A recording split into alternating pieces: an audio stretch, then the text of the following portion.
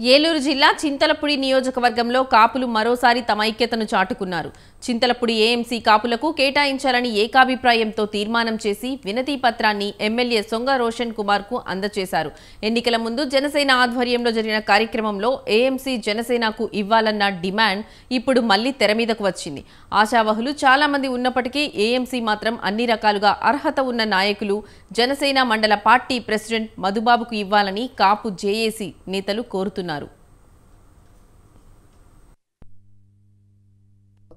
ఏదైతే చంద్రబాబు నాయుడు గారు చెప్పారో నిత్యావసర సరుకుల విషయంలో ధరలు ఎక్కువగా ఉండడం వల్ల మరి ప్రజలు కొనుక్కోవడానికి ఎంత ఇబ్బంది పడుతున్నారనే విషయం గ్రహించి కందిపప్పు, బియ్యం ఇవి రోజు వాడే నిత్యావసర సరుకులు.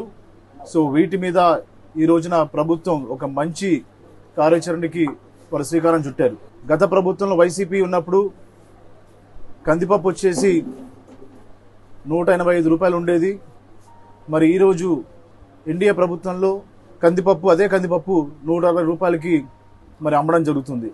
అంటే 25 రూపాయలు తగ్గించి వినియోగదారుడికి మరి ప్రభుత్వం వారికి సరసమైన ధరలు ఇచ్చే విధంగా ఇది చేపట్టడం జరిగింది. మరి ఈ రోజున ఎన్డీఏ ప్రభుత్వం వచ్చిన తర్వాత ఏదైతే చంద్రబాబు నాయుడు గారు చెప్పారో నిత్యావసర సరుకుల విషయంలో ధరలు ఎక్కువగా ఉండడం వల్ల మరి ప్రజలు కొనుక్కోవడానికి ఎంత ఇబ్బంది పడుతున్నారనే విషయం గ్రహించి కందిపప్పు, బియ్యం ఇవి రోజు వాడే నిత్యావసర